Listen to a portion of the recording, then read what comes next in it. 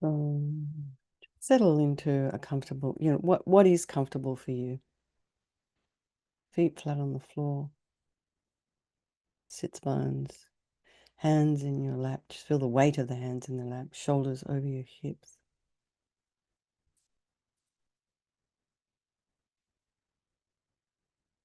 and your ears over your shoulders.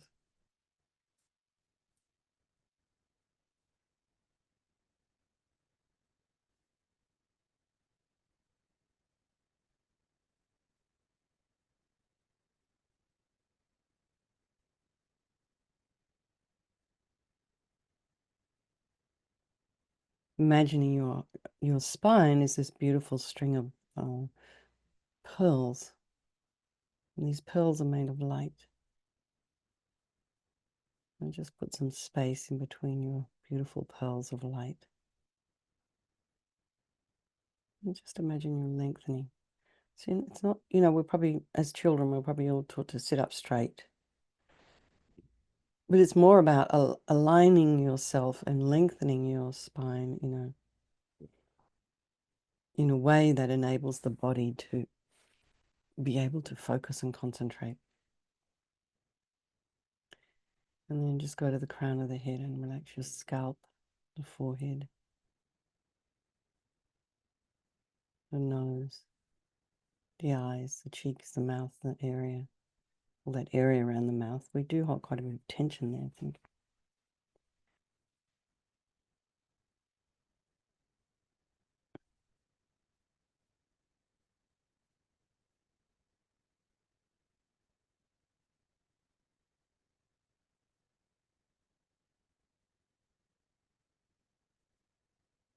And relax the jaw, temples, the ears, the inner ear, the back of the head. And allow your shoulders and shoulder blades just to sort of drop down. And relax the throat and the chest and the belly and all of your limbs.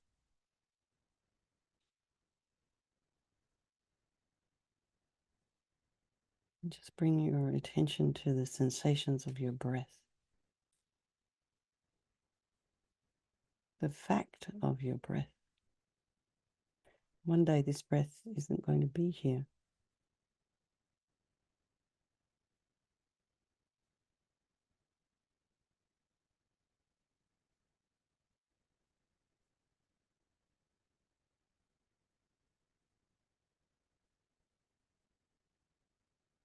You notice the sensation as you inhale and exhale.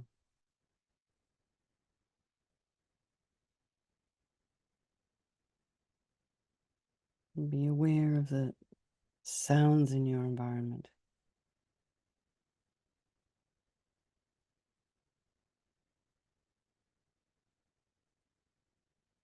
Allowing those sounds to be there, trying not to investigate with the mind. So if you're in a relatively quiet place, it's not so difficult to do, but if it's noisy and then someone bangs something from somewhere else or another apartment or inside your own home, or dog barks, it tends to be a little bit of like, oh.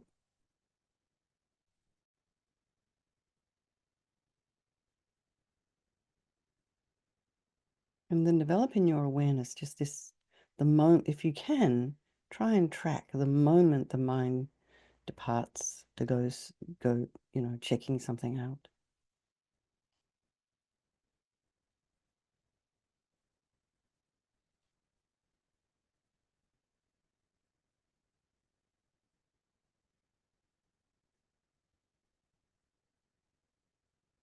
And then just be aware of what's in your mind this morning, what's on the top of your mind this morning. Just try and put some space in between your thoughts. Try not to judge.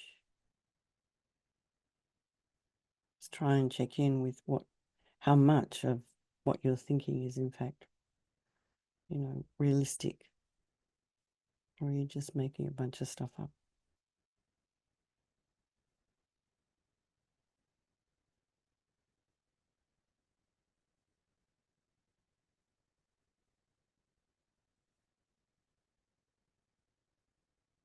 And then bring to mind all the people of your life and your loved ones. Bring them mind, their face to your mind. Their eyes, their smile, the way they talk, how they react to things.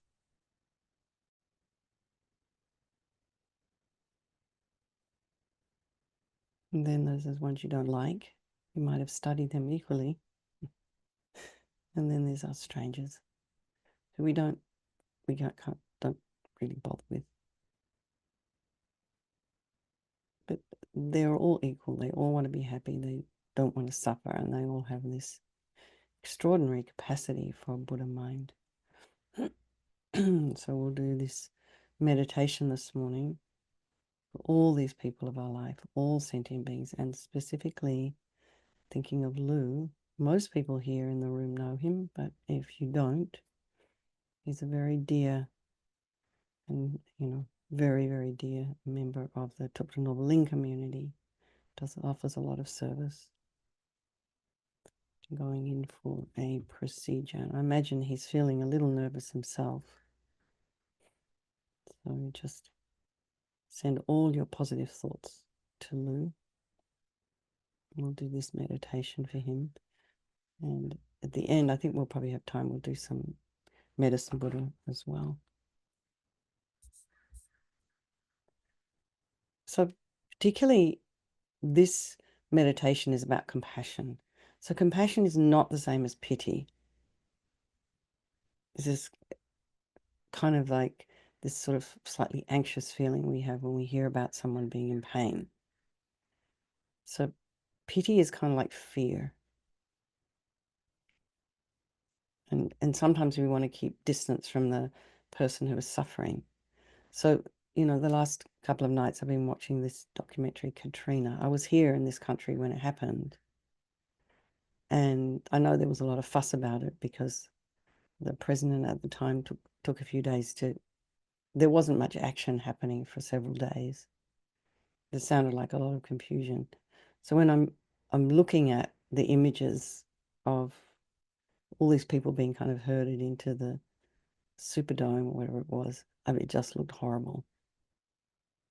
And apparently it smelled, and it was just the people that were there were just saying toilets were overflowing, and there was no water, and it just sounded like a complete nightmare. And I can see why people just didn't want to, it was almost as if it was so horrible you couldn't bear it. You just wanted to turn away. That's pity. It's like keeping distance from that. That's awful. Compassion is based on love. So compassion is it's more like a feeling of empathy, a willingness to get close to try and help them. It's also this sense of this wish for this person to be free from suffering. So the meditation we do on equanimity is like the first step in the Lam Rim in developing bodhicitta before you start thinking about compassion. And compassion is also not this emotional over-involvement in others' problems. And that's called idiot compassion.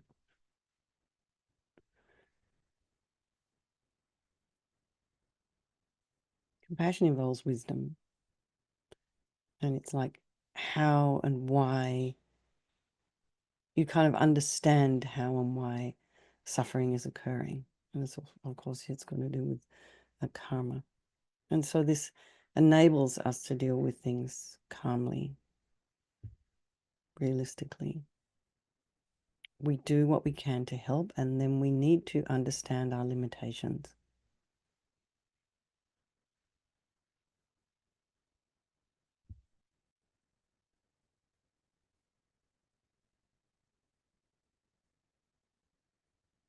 So this attitude of compassion is what really counts. And this is what His Holiness seems to be able to, he just kind of exudes it.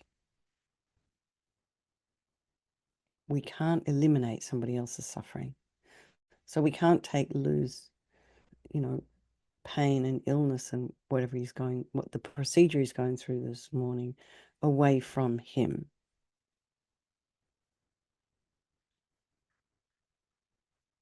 And as long as our own mind is troubled with a bunch of misconceptions, we're limited in how much we can help as well.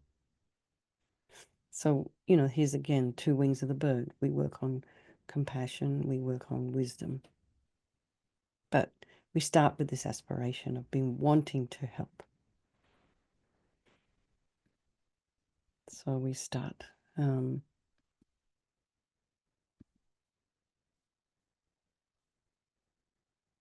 So now imagine that all of space is filled with beings sitting around you and extending beyond the horizon. And if you think of it, if it's very difficult for you to think of all beings, think of as many as you can comfortably. So your parents, your other family members are next to you. So each of these meditations, they do this one a little bit differently. And your friends can be behind you as a support. The ones you don't like, the ones you don't get along with you, are, sitting in front of you. And Venerable Rabina likes to talk about eyeball to eyeball. And these really, as I've said before, these people are really your teachers. They really show you your mind. Because if you didn't have all that anger and angst, it's not that person isn't making you angry.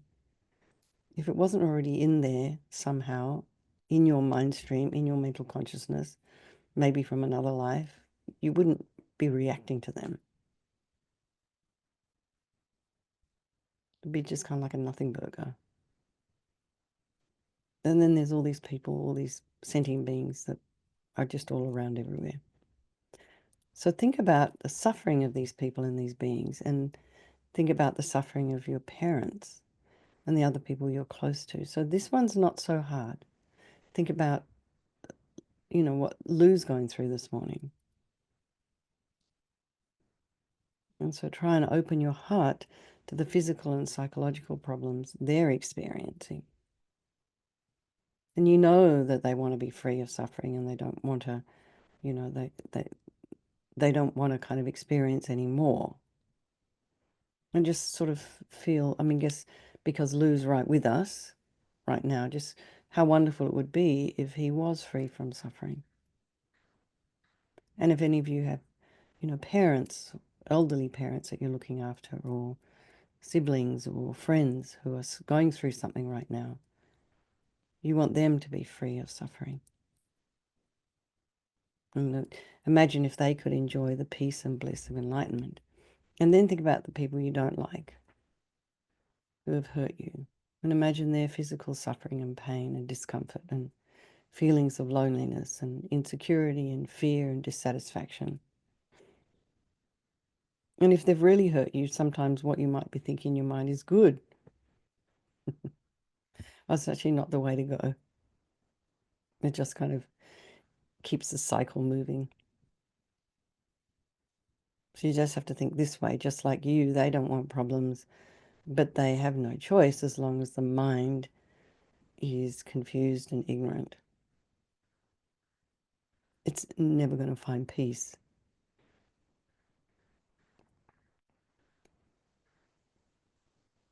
So try and open your heart to these people for whom normally you feel irritation or anger. And here you're trying to develop a sense of them to be free from suffering. So now expand your awareness to take in the troubles and the pain of other human beings and animals. Whoever has an uncontrolled mind necessarily has suffering. So the dog that lives here on this property, her name's Bodhi, and she had a very she was in a shelter, I think, for the first few months of her life. She was I think picked up by my friends here as a 1-year-old dog. But as she's getting older, she's getting a little bit more. She has some strange thoughts in her mind, I think. So sometimes I take her for a walk, and some days I think she thinks I'm kidnapping her and I'm taking her away. She won't come for a walk with me if the owners are in the house. But now she's decided to come visit me. She can smell something nice in my little cottage, she'll come, and she just kind of walks in. But there's a mind that is in there that wants to be not frightened, but she is.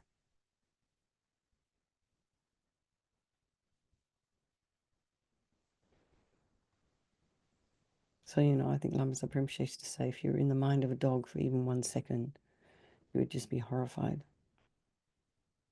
So, but all these suffering and happiness and pain, these are mental experiences, and they are impermanent, and they can change. And we get sick, we get better, we get healed. There's lots of medicines and treatment out there now. So we just have to keep working on our own mind. And so feel strongly, have this aspiration to do this for yourself so that you can help others to be free of suffering. So imagine above the crown of your head and facing the same way as you, Chenrezig, is the manifestation of pure, unobstructed love, compassion, and wisdom. And his body is made of white light, transparent and radiant. So, of course, this statue is golden in color. But try and imagine it something like that above the crown of your head. That's there's lots going on in that statue. Transparent and radiant and luminous.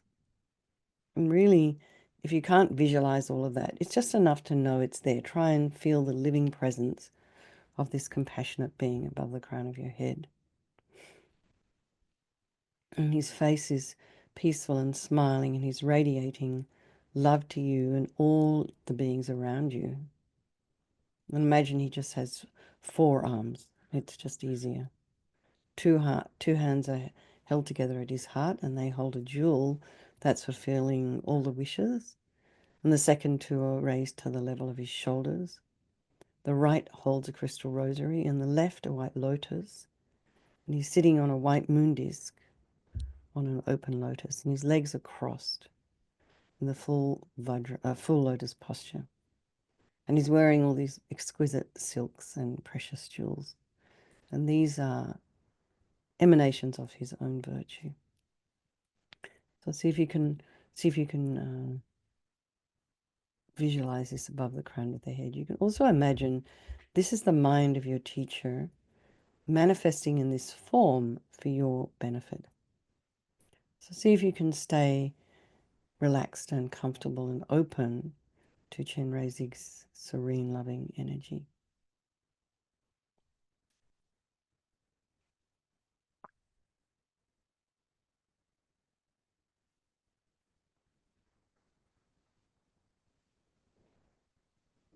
Now make a prayer from your heart to overcome your misconceptions and your negative energy, and to develop love and compassion for all beings. And really feel that you're connecting with your own true nature, your highest potential.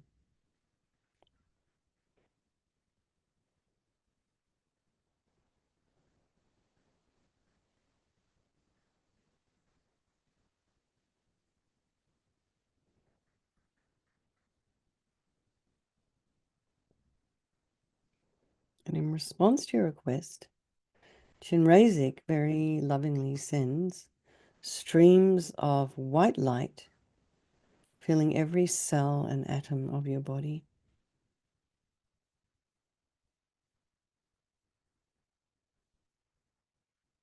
And it purifies all your negativities in your body, your problems, and all your past harmful actions and potential to give harm in the future as we recite the mantra. Om Mani Padme Hum. Om Mani Padme Hum. Om Mani Padme Hum. Om Mani Padme Hum. Om Mani Padme Hum. Om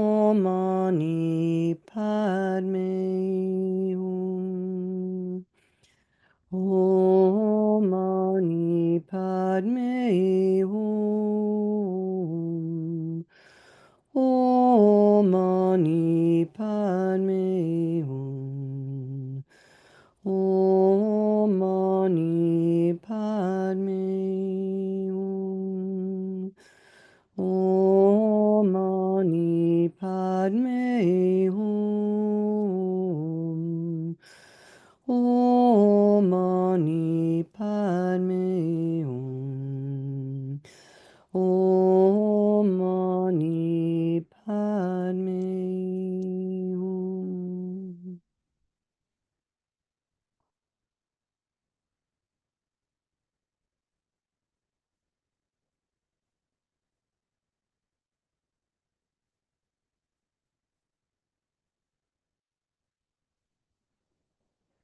Now imagine the light coming again and completely fills you with love and compassion. And your body feels light and blissful, and your mind peaceful and clear.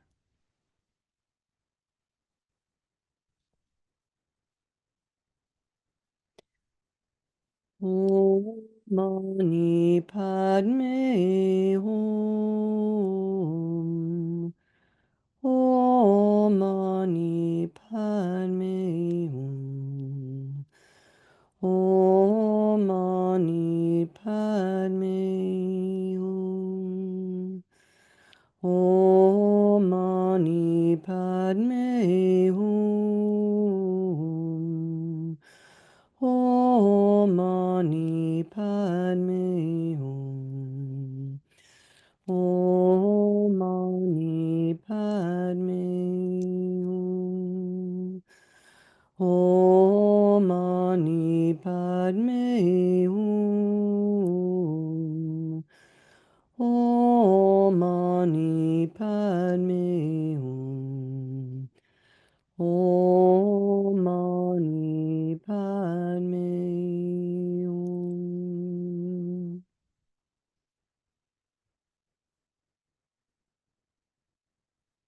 So now imagine Chenrezig sending light out, radiating light out to every living being and purifying their negative energy and filling them with bliss. And particularly think of Lou. Imagine yourself, for those of you who know him, those of you who don't even just know him online, imagine you're sending light out to him, filling him with bliss and happiness, and the doctors and the nurses who are looking after him. Then all the other people in the same hospital are also going for treatment. And then all the other strangers and the birds and the animals. Om Mani Padme Hum. Om Mani Padme Hum. Om Mani Padme Hum. Om Mani Padme Hum. Om Mani Padme Hum. Om Mani Padme Hum. Om Mani Padme Hum. Om Mani Padme Hum. Om Mani Padme Hum. Now imagine Chenrezig dissolving into white light. This flows down to you through your crown and reaches your heart chakra. And your mind merges indistinguishably with the mind of Chenrezig and your teachers. And you experience complete tranquility and bliss. Just try and hold this feeling in your heart. And whenever your usual sense of I starts to arise, you feel restless, feel like you need to move around, think it's not your real self. Simply bring your attention back again and again to the experience of being one with the qualities of Chenrezig, Chenrezig's mind, infinite love, infinite compassion, just that.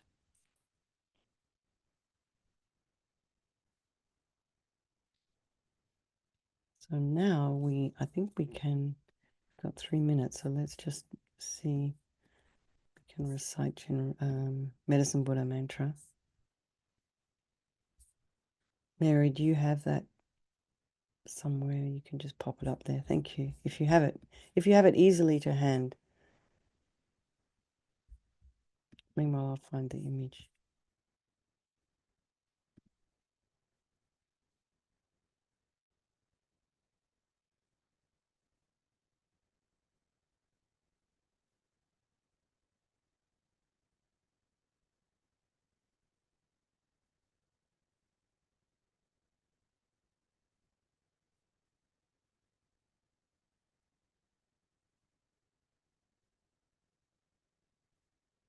Mary, if you don't have it, do you want me to?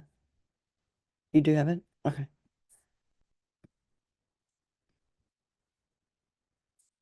We're doing extra. A little extra.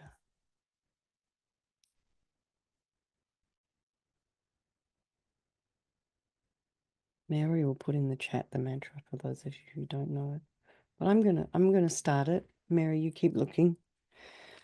Om Taya Tao Om Bekanze Bekanze Maha Bekanze Bekanze Raja Samangate Soha Taya Tao Om Bekanze Bekanze Mahabekanze, Bekanze, Raja Samagate Soha, Taya Tao, Bekanze, Bekanze, Mahabekanze, Bekanze, Raja Samagate Soha. Taya Tom Bekanze Bekanze Maha Bekanze Bekanze Raja Samagate Soha Taya Tom Bekanze Bekanze Maha Bekanze Bekanze Raja Samagate Soha Taya Tom Bekanze Bekanze Maha Bekanze Bekanze Raja Samagate Soha Taya Tom Bekanze Bekanze Maha Bekanze Bekanze Raja Samagate Soha. So let's just dedicate for the long lives of all our teachers, His Holiness the Dalai Lama, for Lama Zopa Rinpoche to swiftly return. Although don't expect it to happen tomorrow, although it could. And then for all of your own individual teachers, and then just send lots of love out to Lou. And we may see him this evening, but he may be exhausted, so we'll see what happens. All right, Mary, thank you so much for hosting. Lots of love, everybody, and I will see you this evening. Okay, bye.